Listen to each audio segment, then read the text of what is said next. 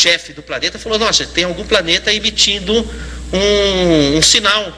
É o planeta Terra. Então ele mandou um emissário para o planeta Terra, vindo de outras galáxias. Mandou um emissário: pesquise lá de onde vêm os sinais. E a pessoa pesquisou e voltou lá para o planeta da outra galáxia. Olha, é o seguinte, esses sinais vêm de máquinas. Máquinas, mas quem faz essas máquinas? São homens que vivem naquele planeta. E do que são feitos homens? De carne. Carne, mas como é que pode carne fazer máquinas? Não, são de carne. Falando, não é possível. Porque carne, não é possível que carne pense. Não, são feitos de carne. Não, você deve estar enganado. Deve ser como aqui os nossos habitantes, que tem uma parte de carne e uma parte de carbono quântico. Então é possível de alguma forma. Não, é tudo carne. Mas que parte? Não, eles devem ter uma parte que pensa. Não, é o cérebro. Mas é carne também. Não, mas deve ser alguma coisa especial. Não, é carne. Carne que inclusive, você sabe, carne estraga rápido. Então eles vivem pouco. Mas carne que pensa, carne que ama, carne que sente, não acredito. Diz assim: o senhor quer que eu repita novamente?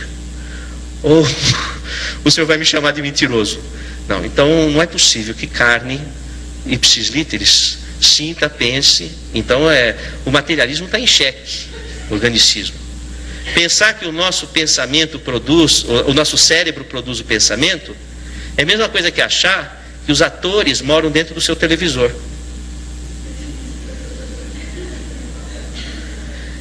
Então, sabe o que os cientistas têm feito? Bom, se lesa que era a área do cérebro, não tem mais aquele comportamento. Então, teu televisor quebrou um botão, já não tem mais a novela. Não existe mais a novela. Então, é um raciocínio muito primário. Hoje em dia, o cérebro tem sido comparado a um computador. De fato, é um computador.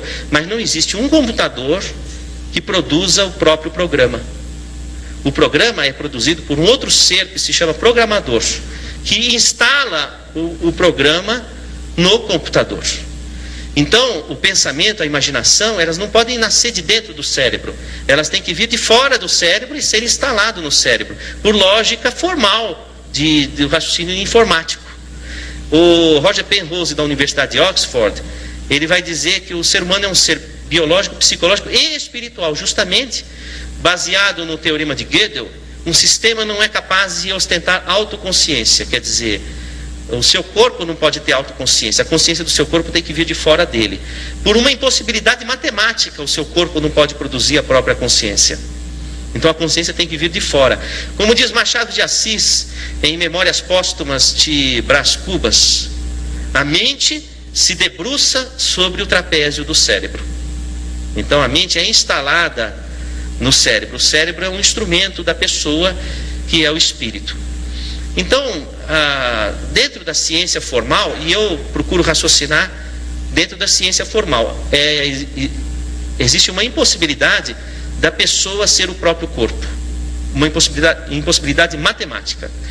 Outra questão fundamental que nós precisamos estar atentos é que ter um conceito errado de que a ciência é materialista, porque não é verdade, porque o materialismo não teve prova científica. Eu queria que alguém me dissesse aqui qual foi o trabalho científico que provou o materialismo. Alguém sabe? Em qual laboratório foi provado o materialismo? Olha, eu já fiz essa pergunta, estou fazendo aqui na Universidade de Caxias do Sul. Eu já fiz na Universidade de São Paulo, foi o mesmo silêncio. Eu já fiz na maior parte das universidades brasileiras, foi silêncio. Fiz na Universidade de Miami, foi silêncio. Fiz na Universidade de Quebec, silêncio. Fiz na Universidade de Lisboa, silêncio. Fiz na Universidade de Londres, silêncio. Fiz na Universidade de Paris, silêncio. Até agora ninguém me respondeu, eu não encontrei. Também fiz uma pesquisa na internet, não tem um trabalho científico que tenha provado que o materialismo seja realidade existencial. Então o materialismo não teve prova científica. Quando um cientista coloca uma visão materialista, é a opinião pessoal dele, não a opinião da ciência. Isso precisa ficar bem claro. Da mesma forma, um médico, se o médico se diz materialista, é a opinião pessoal dele, não é a opinião da medicina, porque a espiritualidade é um campo aberto à pesquisa científica. E a ciência não fechou a sua compreensão sobre esse assunto. Assim também, nós poderíamos raciocinar do ponto de vista da própria física. Como o Roger perguntou assim, vocês estão me vendo, ou estão vendo aqui essa mesa? Estão vendo o Dorival? Vocês estão vendo o Dorival aqui?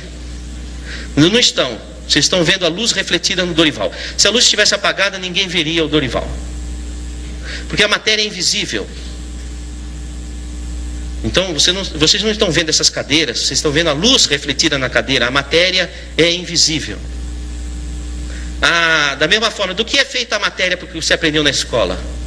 Do que é feita a matéria? Sou todo ouvidos. Átomos, isso. O que tem na superfície do átomo? Elétrons, isso, elétrons. O que acontece quando você aproxima um elétron do outro? Se repele. Por que se repele? Porque tem mesma carga. Dois ímãs de mesma carga se repelem, não é assim? Tá. Então, quando você toca a matéria, na verdade, o que você sente como impressão tátil não é o toque, mas é a força de repulsão eletrostática entre os elétrons. Então, existem elétrons nesse chão aqui, uma camada de elétrons, e eu estou pisando sobre essa camada, flutuando sobre essa camada, porque os meus pés também são de elétrons na superfície. Então, há uma repulsão eletrostática. Se fosse possível tocar a matéria, haveria fusão atômica. Seria um aperto de mão, uma explosão, um abraço, uma explosão. Acabava o mundo. Às vezes acaba, um abraço pode acabar o mundo, mas...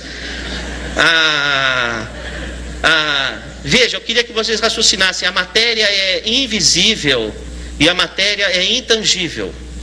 Então o materialista acredita no que ele não toca e naquilo que ele não vê. Precisa ter muita fé para se tornar um materialista. Oi, filha, o que é que você está perguntando? A escuridão é o medo. O medo é a escuridão, não é? Então, a questão é que falar de espiritualidade numa universidade é sobretudo trazer à ciência a lucidez e a honestidade. Na Universidade de São Paulo, onde eu me formei, o primeiro artigo da Universidade de São Paulo, do Estatuto, é: a universidade deve ensinar e pesquisar todas as formas de pensamento. Todas as formas de pensamento. Isso inclui todas as culturas, inclusive. O professor Miguel Reale, que foi reitor da USP, um dos maiores juristas de todos os tempos, ele mandou escrever no chão da reitoria, em letras garrafais: no universo da cultura, o centro está em toda parte. Então, o centro de uma universidade não pode estar baseado numa cultura materialista, sobretudo quando o povo que sustenta as nossas universidades é de aculturamento espiritualista. Seria um contrassenso. Aliás, o professor Miguel Reale, interessante, ele foi operado no Instituto do Coração, e ele escreve um artigo para o jornal Estado de São Paulo, dizendo assim, que ele foi operado do coração e teve que passar por circulação extracorpórea, quer dizer, o seu coração ia ser aberto e precisava de uma máquina que fizesse o papel do seu coração. Então, seu sangue transitou por uma máquina fora do corpo dele. E o cérebro, para não sofrer danos, foi resfriado a 4 graus centígrados. E ele relata tudo o que foi falado na cirurgia e que é confirmado por todo o staff. Isso ele escreve no jornal Estado de São Paulo, no editorial na época. E ele diz: portanto, incito os cientistas da universidade da qual fui reitor a pensar na possibilidade da consciência estar fora do corpo. Então isso saiu no jornal Estado de São Paulo.